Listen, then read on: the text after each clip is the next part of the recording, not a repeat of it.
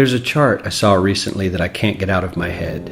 A Harvard business professor and economist asked more than 5,000 Americans how they thought wealth was distributed in the United States.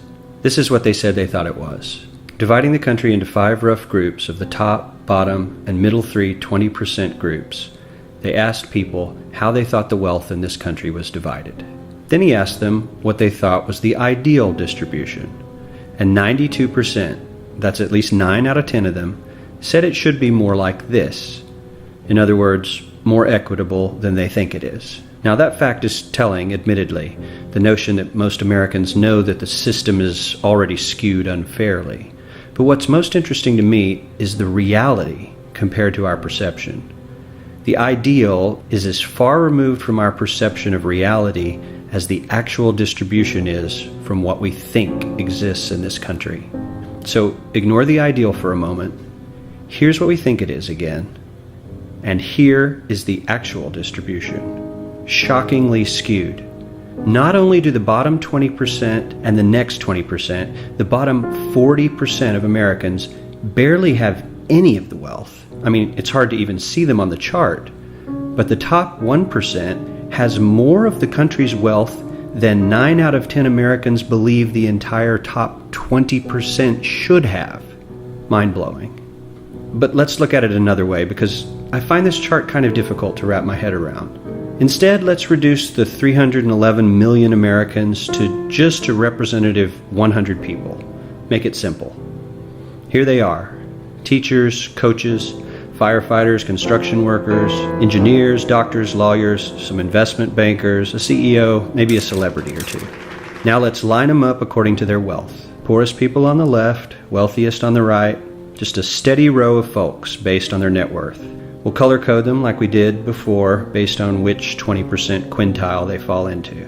Now let's reduce the total wealth of the United States, which was roughly $54 trillion in 2009, to this symbolic pile of cash. And let's distribute it among our 100 Americans. Well, here's socialism, all the wealth of the country distributed equally.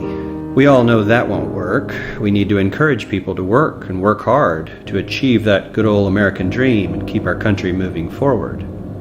So, here's that ideal we asked everyone about. Something like this curve. This isn't too bad. We've got some incentive, as the wealthiest folks are now about 10 to 20 times better off than the poorest Americans.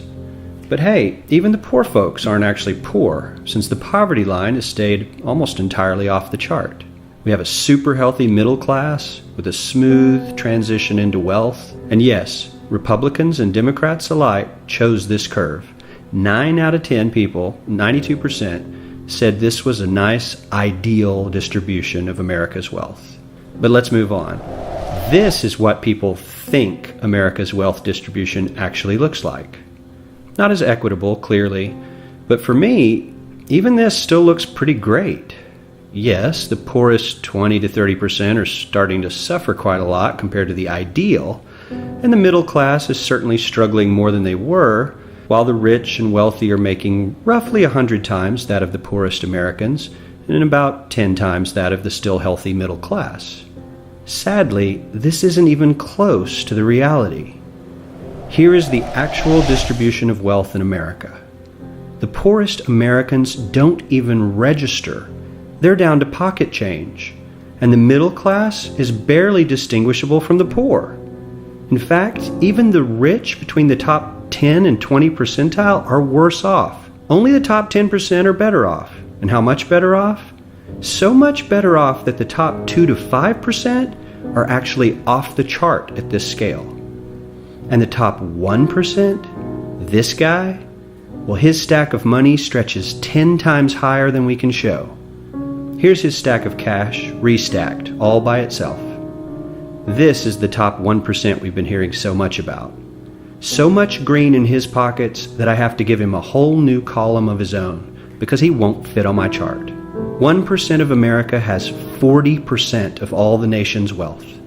The bottom 80%, 8 out of every 10 people, or 80 out of these 100, only has 7% between them. And this has only gotten worse in the last 20 to 30 years. While the richest 1% take home almost a quarter of the national income today, in 1976 they took home only 9%, meaning their share of income has nearly tripled in the last 30 years. The top 1% own half the country's stocks, bonds, and mutual funds. The bottom 50% of Americans own only 0.5% of these investments, which means they aren't investing. They're just scraping by. I'm sure many of these wealthy people have worked very hard for their money. But do you really believe that the CEO is working 380 times harder than his average employee? Not his lowest paid employee, not the janitor, but the average earner in his company. The average worker needs to work more than a month to earn what the CEO makes in 1 hour.